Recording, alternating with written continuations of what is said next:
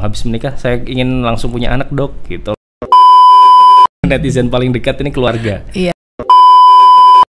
Nah, masa subur itu pasti di hari ke-14 sebelum menstruasi berikutnya, Mbak Didi. Hari ke-14 sebelum menstruasi selanjutnya. Ya. Baik.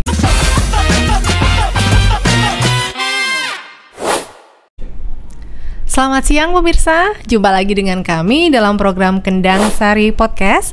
Program ini dipersembahkan untuk Bunda dan Buah Hati tercinta, di mana kami akan mengupdate informasi-informasi terbaru seputar kesehatan Bunda dan juga Buah Hati tercinta. Nah, pada episode kali ini kita akan membahas mengenai salah satu topik yang cukup menarik untuk kita diskusikan, yaitu kapan harus melakukan inseminasi intrauterin atau biasa dikenal dengan IUI. Nah, untuk pembahasan hari ini akan menghadirkan salah satu dokter kita, yaitu Dr. Alvin Firasi Mufid, SPOG, MKetClin. Nah, jadi beliau adalah salah satu dari dokter Obgyn yang berpraktek di Rumah Sakit Ibu dan Anak Kendang Sari, Surabaya. Nah, telah hadir bersama kita Dr. Alvin. Selamat siang, dokter. Selamat siang, Mbak Didi. Ya, apa kabar ya, dokter? Pemirsa. Oke, boleh disapa ini ayah bunda yang menonton kita siang hari ini. Betul, dokter. Kita biasa menyapa mereka, pasien kita atau pendengar kita dengan sebutan ayah bunda. Siap. Oke. Dokter, ini kan hari ini kita mau ngobrol tentang kapan pasangan yang baru menikah harus melakukan inseminasi intrauterin atau IUI. Ya. Nah, mungkin sebelum kita ngobrol ke topik IUI-nya nih, Dok, kita ngobrol hal yang umum dulu nih. Bicara tentang IUI ini kan, atau inseminasi intrauterin, kaitannya ini kan erat dengan yang namanya program hamil ya, dokter ya? Ya, betul sekali. Atau promil. Nah, ini biasanya kalau pasangan yang baru menikah ini, apalagi kita di masyarakat timur ya, dokter ya. Pertanyaannya kan kalau masih kuliah, kapan menikah gitu ya, Dok? Betul. Terus kemudian sudah menikah, kapan hamil? Nah, sudah hamil, ini kapan melahirkan, sudah punya anak, kapan nambah anak lagi. Nah, jadi seputar pertanyaan-pertanyaan seperti itu. Nah, untuk pertanyaan tadi, dokter, mengenai tentang promil ini sendiri, dokter. Jadi kan promil atau program hamil ini memang biasanya menjadi salah satu pertanyaan yang sering ditanyakan oleh masyarakat, apalagi yang pasangan yang baru menikah. Sebenarnya sebelum menuju ke program hamil itu sendiri, ada tidak ya, Dok, yang perlu dipersiapkan pasangan pengantin baru atau mungkin calon pengantin? Ya, bagus sekali, menarik memang di masyarakat Indonesia ini kita sering ditanya-tanya oleh netizen mungkin. Netizen paling dekat ini keluarga. Iya. Nah, itu biasanya tadi pertanyaannya ke persiapan. Betul. Nah, persiapannya untuk awal-awal sebelum menikah, baiknya itu sudah mulai kita berhidup pola hidup sehat. Satu, kemudian untuk makanan dan sayur-sayuran gitu-gitu perlu ditingkatkan. Boleh 3 bulan sebelum rencana memiliki anak atau mau menikah itu sudah mulai konsumsi namanya asam folat, Asam folat, gitu. Tunggu, untuk dokter, meningkatkan mikronutriennya tuh. Ini 3 bulan sebelum menikah konsumsi asam folatnya? Boleh, pokoknya kapan mau direncanakan untuk program hamil atau kapan mau habis menikah saya ingin langsung punya anak dok gitu, langsung ini konsumsi asam folat seperti itu, baik untuk kondisi tubuh gitu. Jadi memperbaiki asupan yang pertama ya, dokter ya, baik itu asupan yang didapat dari bahan makanan yang biasa dikonsumsi hari-hari, juga bisa ditambahkan suplemen yang tadi disebutkan asam folat ini ya, dokter. Kemudian di luar itu persiapan-persiapannya seperti gaya hidup sehat itu tadi, seperti olahraga, kemudian yang biasanya nggak ada aktivitas di luar rumah, jadi lebih beraktivitas gitu, lebih baik untuk kondisi. Kemudian untuk vitamin D, vitamin E juga penting untuk kesuburan. Jadi tadi menambahkan suplemen konsumsi vitamin untuk menambah asupan ya, dokter ya. Tadi pesannya dokter, tidak boleh mager ya, dokter ya.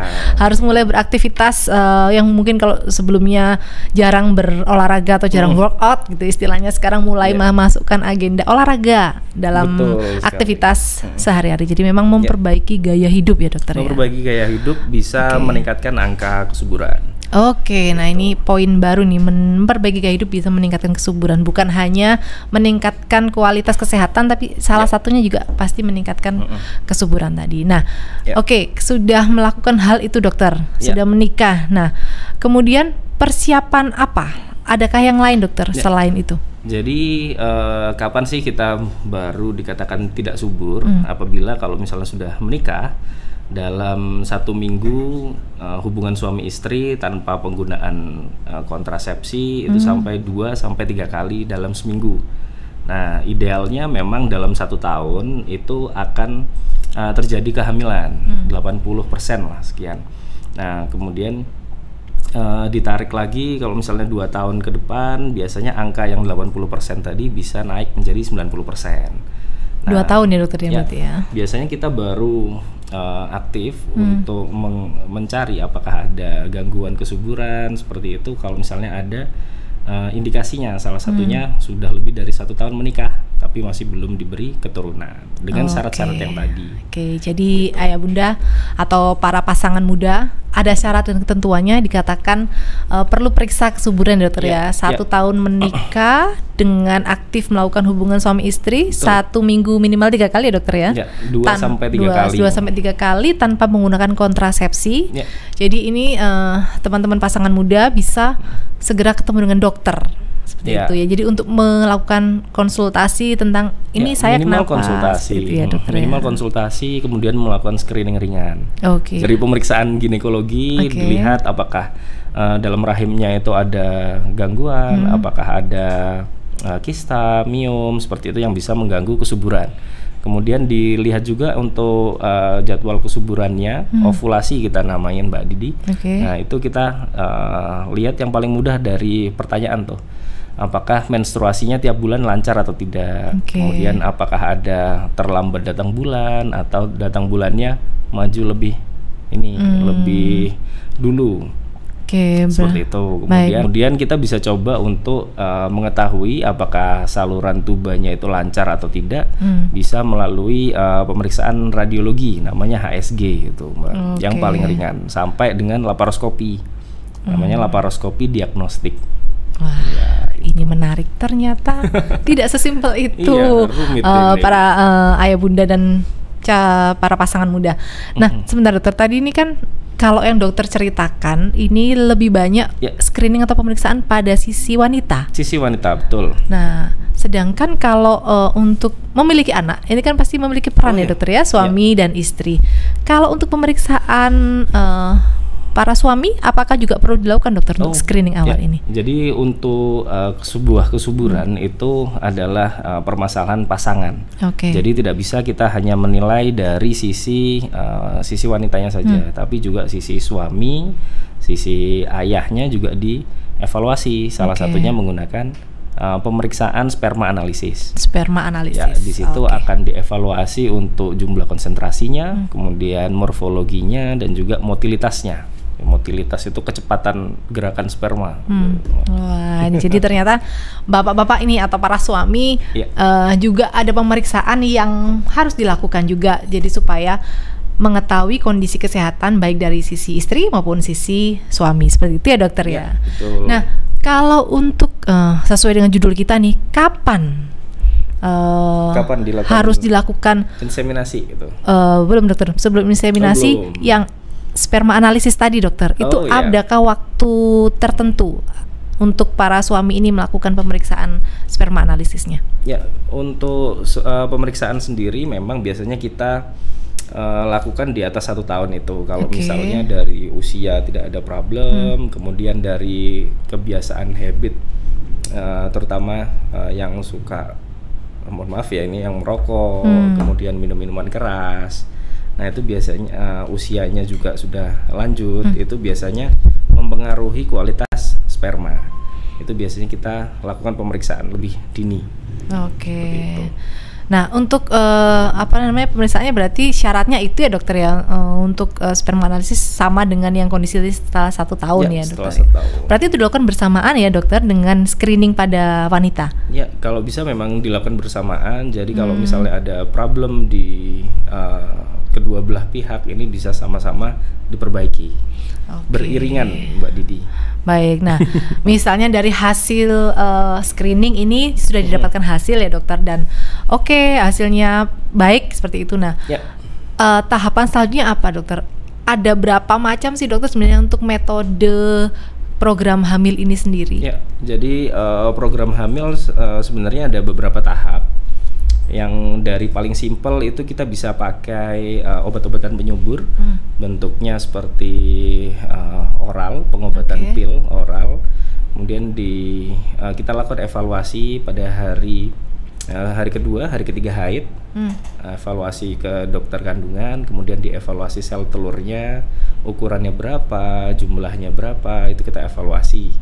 Kemudian setelahnya kita melakukan pemberian obat penyubur selama 5 hari biasanya Mbak Didi. 5 hari. Kapan dokter diberikan? Apa menunggu menstruasi atau setelah menunggu hasil obat sebelumnya itu? Setelah dievaluasi. Oh, baik. Setelah dievaluasi di hari kedua, hari ketiga. Biasanya kita mulai start untuk pemberian obat-obatan penyubur. Kemudian kita evaluasi di hari ke-12. Hari ke-12 untuk menentukan masa suburnya tuh. Biasanya dokter kandungannya akan memberikan jadwal untuk hubungannya kapan. Seperti itu. Jadi ini sebenarnya pentingnya melakukan konsultasi saat program hamil, karena nanti dari dokter diaturkan jadwal kapan minum obat, jadwal kapan untuk evaluasi, kemudian jadwal untuk melakukan hubungan, seperti itu ya dokter ya. Betul. Dan tiap pasangan itu biasanya kasusnya beda-beda Mbak Didi. Jadi kadang ada yang sisi wanitanya, kemudian sisi prianya aja nih ternyata, padahal biasanya kan yang sering disalahkan kayaknya sisi wanita ya. Iya, betul dokter, yang sering kali kita dengar gitu kan. Wah, berarti memang kalau dari persentase sih dari sisi wanita biasanya 40% itu sisi pria Mbak Didi. Tapi kalau misalnya keduanya ada problem itu biasanya 20%. 20%, baik dokter. Berarti memang pesan pentingnya adalah jangan coba-coba menggunakan obat-obatan itu sendiri ya dokter ya. Artinya kan khawatirnya ini ada banyak sekarang kan informasi di media sosial tuh gampang sekali kita dapatkan ya dokter ya. Testimoni minum obat ini bisa mempercepat hamil. Nah, padahal belum tentu ternyata ada kondisi-kondisi dari misalnya dari rahimnya atau dari organ dalamnya memang tidak memungkinkan dengan obat-obat itu malah menjadi masalah baru seperti itu ya dokter ya. Pentingnya untuk berkonsultasi saat pasangan muda melakukan program hamil tadi. Yang tadi sebutkan obat nih dokter. Selanjutnya ada metode yang lain kan dok? Untuk metode program selanjutnya hamil kita bisa evaluasi, kita bisa ulang siklus seperti itu sampai 3 kali biasanya Mbak Didi. Kalau dengan penggunaan clomiphene citrat nama obatnya. Selain dengan obat-obatan tadi dokter, cara selanjutnya atau metode selanjutnya apa ya dokter? Setelah pemberian 3 siklus seperti yang tadi saya jelaskan dengan peningkatan dosisnya, apabila masih belum hamil kita masih bisa coba. Biasanya kita tawarkan kepada pasien 2. Kalau misalnya mau langsung kita evaluasi untuk saluran tubanya. Jadi evaluasi saluran tuba kita bisa melakukan evaluasi dengan 2 hal. Satu, radiologi yang jelas lebih minimal invasif, kemudian harganya juga lebih terjangkau, itu dengan menggunakan radiologi. Jadi bisa kelihatan tuh nanti untuk saluran tubanya lancar atau tidak dengan penggunaan alat-alat radiologi. Nah, kemudian untuk cara yang kedua itu adalah dengan laparoskopi diagnostik Mbak Didi namanya. Laparoskopi diagnostik. Laparoskopi diagnostik itu dilakukan pemeriksaan langsung nih. Kita bisa melihat kondisi di dalam perut itu bagaimana, rahimnya apakah ada miom atau ada kistanya. Nah, mungkin kalau misalnya ada gangguan itu juga kita bisa langsung lakukan terapi. Gitu. Nanti dilihat saluran tubanya lancar atau tidak. Berarti untuk yang laparoskopi diagnostik ini dokter alatnya masuk ya dokter ke bagian rahim ya? Dalam perut, ke dalam perut. Ada pembedahan berarti dok di sana? Ada pembedahan, namanya pembedahan minimal invasif. Gitu. Jadi yang biasanya operasi itu buka perut yang lebar gitu Mbak Didi. Nah, ini cuma di 4 titik saja. Baik. Gitu. Jadi ini tahapan selanjutnya lebih sedikit kompleks ya dokter ya? Tidak hanya obat tapi melibatkan alat-alat kesehatan yang lain. Jadi dari sisi radiologi maupun tadi disampaikan melalui program laparoskopi diagnostik. Selanjutnya dokter, setelah itu kalau misalnya memang sudah terkonfirmasi kalau saluran tubanya lancar, kemudian dari sisi pria juga sel sperma analisisnya aman untuk dilakukan inseminasi, tidak terlalu rendah dan tidak terlalu jelek maksudnya Mbak Didi. Jadi kita bisa melakukan inseminasi itu. Karena sudah dipastikan satu aliran spermanya nanti dipastikan bisa bertemu dengan sel telur itu. Nah inseminasi ini sendiri dokter, metodenya seperti apa? Cara yang dilakukan dokter? Ya, jadi inseminasi ini ada dua cara sebenarnya. Cara yang pertama itu bisa menggunakan stimulasi. Stimulasi ini pemberian obat-obatan penyubur, suntikan seperti itu. Kemudian ada cara yang menggunakan stimulasi. Nah, biasanya untuk meningkatkan angka keberhasilan itu kita menggunakan yang stimulasi. Jadi dari sisi wanitanya pada saat sama seperti yang sebelumnya di hari kedua, hari ketiga dilakukan proses evaluasi dulu, kemudian diberikan obat-obatan penyubur. Nah, kemudian pada saat hari ke-12 nih dilihat ukuran sel telurnya. Kalau misalnya memang sudah mencukupi, sudah di atas 18 mm, itu biasanya bisa disuntikan HCG namanya Mbak. Nah, itu untuk memecahkan sel telur di 48 jam berikutnya. Jadi setelah 48 jam itu adalah proses inseminasinya. 40 jam dari 48 jam evaluasi sel telurnya tadi ya dokter. Setelah penyuntikan. Setelah penyuntikan. Pematangan sel telur. Dokter, tadi evaluasinya ngecek sel telurnya ini menggunakan USG atau menggunakan alat lain? Menggunakan USG transvaginal. Baik. Jadi USG transvaginal yang berarti USG yang dari dalam ya dokter dari bawah, dari berarti, jalan lahir. Tidak cukup lewat USG yang abdomen atau USG perut ya dokter ya. Jadi memang kalau inseminasi ini harus bolak-balik ke dokter ya dokter prosesnya untuk sampai pada tahapan penyuntikan tadi ya. Prosesnya beberapa kali. Jadi dalam satu siklus itu kita menyebutnya satu siklus Mbak Didi. Nah, itu harus beberapa kali kontrol memang. Kemudian pada saat ini mohon maaf tadi 36 jam setelah suntikan. Itu sisi suami akan dilakukan preparasi sperma namanya. Jadi spermanya diejakulasikan, kemudian diproses. Nah, itu yang akan nanti dimasukkan ke dalam selang dan akan disemprotkan ke dalam rahim. Gitu. Jadi dilakukan bersamaan ya dokter, artinya dari sisi istri dipersiapkan sel telurnya, penyuntikan, kemudian dari sisi suami juga dilakukan preparasi sperma untuk menyiapkan sperma yang kualitas berarti ya dokter ya, yang kualitasnya maksimal untuk disemprotkan ke dalam rahim. Betul. Prosesnya dokter selama tindakan inseminasi sendiri itu lama atau enggak ya dokter? Kalau prosesnya sendiri sih sebenarnya cepat Mbak Didi.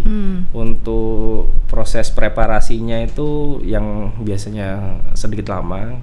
Kadang-kadang beberapa tempat berbeda itu bisa sampai 2-3 jam. Kemudian apabila sudah dipreparasi ya langsung kita masukkan. Itu prosesnya kurang lebih 10 menit paling lama. 5-10 menit. Enggak terlalu lama ya dokter untuk prosesnya. Hanya saja persiapan sebelumnya yang memang butuh waktu ya dokter. Dan biasanya kita ini setelah sperma itu dimasukkan, ibunya itu akan kita posisikan ini untuk setengah semivolar namanya. Semivolar itu dia agak kepalanya di bawah. Jadi posisinya sedikit miring 45 derajat gitu. Baik dokter. Selama 15-20 menit. 15-20 menit. Kalau untuk prosedur ini apakah perlu puasa dokter? Enggak perlu ya dokter ya.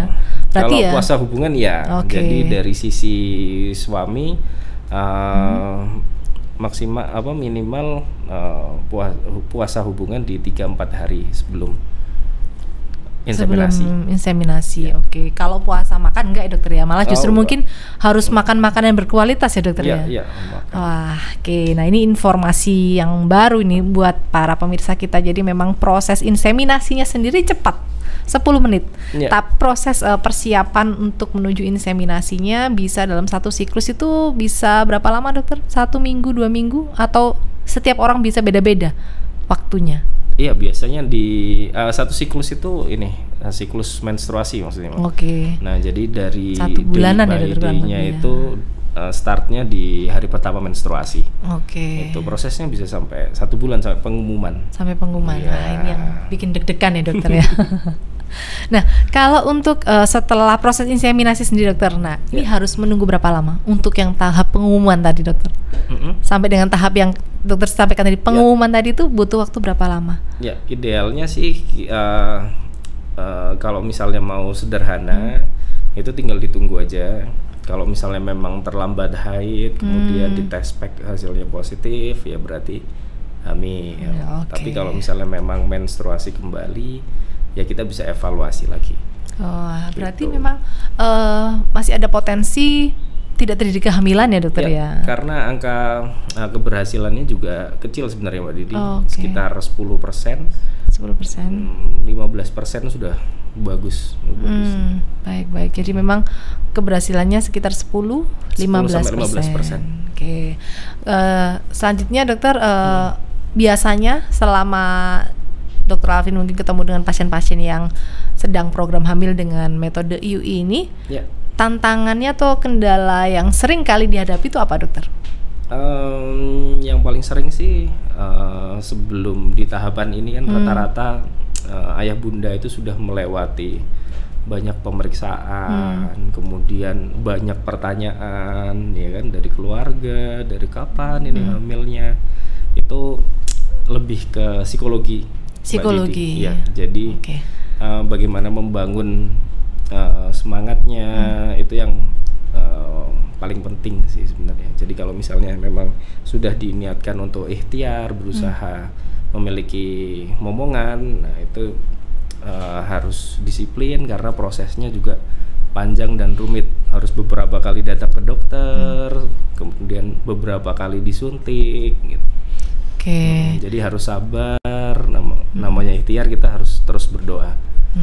Gitu, jadi memang karena ini adalah tadi ikhtiar berdua ya dokter ya. Jadi tidak cukup kalau hanya dari satu saja yang semangat, tapi dua-duanya juga harus semangat. Dua-duanya harus semangat. Dan mungkin juga lingkungan keluarga ya dokter ini juga menentukan keluarga peran harus gitu ya mendukung, dokter ya. Ya betul. Karena kalau misalnya yang hanya suami istri saja yang semangat, tapi ketika pulang ke rumah keluarga nggak mendukung, nah ini bisa bundanya bisa stres. Nah ini juga pengaruh ya dokter ya ke hasil proses inseminasi yang dilakukan ya dokter ya. Wah, ini informasi yang penting nih buat teman-teman para pasangan muda. Jadi ketika mungkin tadi disampaikan di awal, mungkin ada yang tadi terlewat 1 tahun, kemudian sudah dengan hubungan rutin tanpa menggunakan kontrasepsi, tidak ada salahnya untuk kita ketemu dengan dokter, untuk kita berkonsultasi, untuk kita menemukan solusi yang terbaik. Ya, benar sekali Mbak Didi. Jadi trennya sekarang kan makin banyak wanita karir. Nah, jadi fokus untuk mengejar karir, kemudian untuk menikah nanti dulu deh. Nah, biasanya karena wanita itu sebenarnya kadar jumlah sel telurnya itu ditentukan sama usia juga. Jadi semakin menikahnya semakin terlambat, kemudian untuk melakukan promilnya itu di usia yang ya relatif di atas 35 tahun, itu angka keberhasilannya akan semakin lama semakin turun. Jadi kalau bisa ya didahulukan, walaupun berkarir tapi juga tetap sadar akan kesuburan. Seperti itu. Baik. Nah, ya ini dokter, betul juga ya. Ternyata memang usia ini juga ternyata menentukan ya dokter ya. Salah satu faktor yang menentukan. Sampai berapa dokter mempengaruhi angka keberhasilannya kalau untuk usia ini sendiri? Usia kita masih tetap pakai patokan di atas 35 tahun, itu kita lebih agresif istilahnya. Kalau misalnya yang tadi kita diskusikan seperti hubungan terjadwal, kemudian pakai obat-obatan penyubur, nah itu kita mungkin bisa lewati kalau misalnya pasiennya sudah di usia lanjut ya, usia lanjut. Oke. Nah, jadi kalau misalnya usia 35 tahun kita biasanya langsung agresif dan langsung menyarankan untuk inseminasi atau bayi tabung. Dan untuk pemeriksaannya kita juga langsung periksa tuh. Biasanya kalau misalnya pasien di atas 40 tahun kita langsung periksa namanya hormon AMH. AMH? Ya, anti Morellian hormon namanya. Nah itu biasanya untuk evaluasi kadar sel telur yang ada di dalam tubuh. Gitu. Dan itu juga nanti akan menentukan treatment yang akan kita berikan kepada pasien. Berarti ini adalah tahapan kalau misalnya inseminasi yang dilakukan ternyata masih belum membuahkan kehamilan ya dokter ya? Iya. Oke. Inseminasi belum hamil atau bisa dilakukan sebelumnya. Oh gitu. Kalau misalnya memang kadar AMH-nya sudah terlalu low, nah itu kita bisa langsung menyarankan pasien untuk ke arah bayi tabung ketimbang ke inseminasi. Oh baik. Seperti itu. Jadi memang idealnya dilakukan dulu ya dokter ya yang pemeriksaan AMH tadi supaya memang solusinya lebih tepat seperti itu ya dokter ya. Pada beberapa kasus. Oke. Jadi nggak kembali bisa lagi pada beberapa kasus. Jadi memang kalau ngomong tentang promil ini sangat spesifik untuk setiap pasangan ya dokter ya. Jadi nggak bisa kalau orang Jawa bilang ya disamaratakan atau digebiah uyah gitu kan kalau orang Jawa bilang. Jadi memang harus ada konsultasi tadi pentingnya itu ya dokter ya. Nah, tadi dokter sempat menyampaikan tentang bayi tabung. Nah, apa bedanya dokter bayi tabung dengan inseminasi ini? Ya, jadi inseminasi ini prosesnya masih lebih sederhana. Jadi preparasi sperma, kemudian spermanya dimasukkan ke dalam selang dan disemprotkan ke dalam rahim. Harapannya bisa memperpendek jarak antara indung telur dan sperma. Karena kalau misalnya proses biasa itu kan sperma masih harus melewati vagina, melewati serviks, di situ juga ada lendir mukusnya. Nah, prosesnya lebih panjang. Nah, proses inseminasi ini lebih cepat. Shortcut gitu ya dok? Shortcut. Nah, kalau misalnya dibandingkan sama IVF atau bayi tabung, itu di bayi tabung kita sel telurnya akan dilakukan pemetikan sel telur satu. Terus biasanya obat-obatan yang digunakan untuk stimulasi itu lebih banyak daripada inseminasi. Waktunya dokter untuk bayi tabung sendiri relatif lebih lama atau lebih cepat daripada inseminasi? Waktu treatment yang maksudnya? Waktunya tetap di dalam satu siklus itu. Tetap dalam satu siklus ya dokter? Tetap dalam satu siklus itu. Cuma pada saat inseminasi itu kan setelah penyuntikan HCG kemudian akan disertai dengan proses penyatuan sperma sama sel telur itu masih istilahnya masih alami, masih dengan buatan dengan bantuan manusia tapi masih alami. Nah kalau misalnya yang bayi tabung itu sudah ini artifisial banget, maksudnya udah dengan bantuan. Oke, baik. Kalau bayi tabung itu kan kemungkinan bayi lahir kembar ya dok. Biasanya kan berita-berita itu ada bayi tabung kembar gitu kan. Iya. Kalau inseminasi ini apa juga mungkin bayi yang lahir dari kehamilan melalui inseminasi juga berpotensi kembar? Bisa hamil kembar karena kenapa kok bisa kembar? Karena memang kita melakukan proses inseminasi dan proses bayi tabung itu menggunakan stimulasi ovarium. Jadi sel telurnya memang ada kemungkinan, ada chance untuk sel telur yang terbuahi itu multiple itu beberapa, gitu, nggak cuma satu. Siap dokter. Jadi memang kalau proses program hamil ini pasti nggak jauh-jauh dari siklus menstruasi ya dokter. Jadi memang penting untuk para wanita bahkan yang belum menikah mungkin untuk kalau orang mencatat tanggal-tanggal kapan menstruasinya. Minimal berapa bulan dokter untuk tahu siklusnya ini siklus pendek atau siklus panjang gitu? Bisa minimal 3 bulan terakhir. 3 bulan terakhir. Oke, jadi biasanya kalau cara lama gitu kan kita lingkari kalender. Oh ya hari ini hari pertama mens, kemudian kalau zaman sekarang udah lebih canggih. Sekarang pakai aplikasi, betul. Bahkan untuk masa subur juga bisa kelihatan ya dokter dari masa subur aplikasinya. juga bisa kelihatan dari situ. Apakah bisa menggunakan itu dokter untuk membantu program hamil? Iya. Ya, program hamil yang paling sederhana sebenarnya kan ini melakukan hubungan terjadwal. Oke. Nah, untuk mengetahui yang pertama yang paling penting adalah masa suburnya kapan dulu. Nah, masa subur itu pasti di hari ke-14 sebelum menstruasi berikutnya, Mbak Didi. Hari ke-14 sebelum menstruasi selanjutnya. Ya. Baik. Jadi kalau misalnya sekarang menstruasi kemudian siklusnya 28 hari. Nah, ditambahkan 28 hari kemudian dikurangi 14 hari, Mbak Didi. Oke. Gitu. Jadi cara menghitungnya seperti itu. Ya. Kalau misalnya siklusnya maju mundur nih dok, biasanya kan ada yang bulan ini kayaknya lebih panjang, bulan selanjutnya kayak lebih cepat. Nah itu kita ambil ngitungnya trennya itu dibuat rata-rata atau kita ambil yang paling panjang? Ya, jadi biasanya memang ada tren setiap wanita itu beda-beda. Memang kalau misalnya masih di range seminggu sampai 2 minggu masih aman. Jadi untuk ini kalau misalnya majunya tiap 2 hari gitu berarti kan 28 hari siklusnya. Kalau misalnya majunya 4 hari mundur lagi gitu-gitu diambil rata-rata di tengah. Oh baik, jadi diambil rata-ratanya ya. Tapi biasanya tiap wanita ada patternnya sendiri.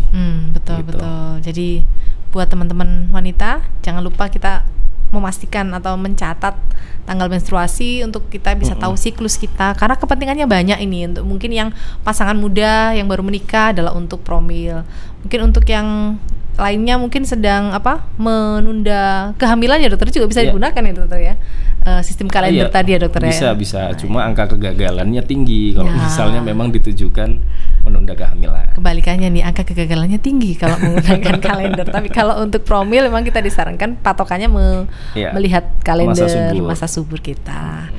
Oke, obrolan yang menarik nih ya dokter ya.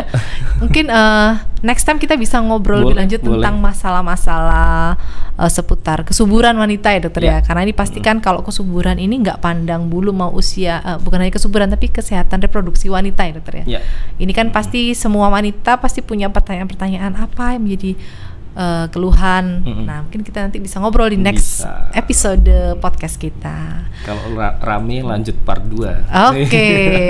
Berapa like kita bisa lanjut part 2. Oke.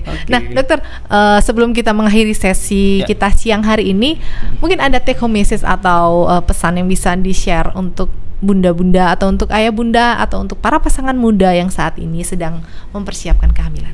Silakan dokter. Jadi untuk pasangan muda milenial mungkin ya. Milenial saat ini walaupun fokus ke karir, itu juga jangan lupakan untuk sadar subur. Jadi tetap menikah, kemudian tetap melakukan proses program hamil seperti itu. Jadi untuk waktunya itu tidak habis. Nah, karena memang sel telur wanita itu biasanya kan akan berkurang tuh tiap menstruasinya akan semakin berkurang. Jadi tiap bertambah usia sel telur dan kesuburan wanita itu semakin berkurang. Nah, tetap sadar subur, kemudian melakukan hubungan suami istri tetap. Jadi bagi para wanita mungkin dan juga pria juga ya sepertinya, kalau memang kedepannya ingin memiliki anak, jadi pastikan tadi pesannya sadar subur, artinya karena khususnya untuk wanita ada usia-usia di mana semakin bertambah usia maka jumlah dan kualitas sel telurnya juga akan berpengaruh. Jadi kalau misalnya sudah menikah dan ternyata dalam 1 tahun setelah pernikahan, setelah melakukan hubungan rutin kemudian tanpa menggunakan kontrasepsi tapi belum ada kehamilan, silahkan bisa segera hubungi dokter kandungan terdekat, karena rekan-rekan di sana bisa berkonsultasi untuk menentukan program atau menentukan metode yang tepat yang sesuai dengan kebutuhan dan kondisi pasangan suami istri. Seperti itu ya dokter ya? Ya. Oke, baik. Terima kasih Dokter Alvin untuk sharing informasinya siang hari ini. Semoga informasi yang disampaikan bisa bermanfaat dan Amin. banyak pasangan-pasangan yang mulai sadar subur tadi Ya. dengan informasi ini. Nah, pemirsa, nantikan kembali Kendang Sari Podcast dalam episode-episode lainnya bersama dengan narasumber kita yang lainnya juga. Jadi pastikan stay tune di YouTube Rumah Sakit Bendana Kendang Sari Surabaya. Oke, selamat siang Dr. Alvin. Terima Selamat kasih. siang. Selamat beraktivitas.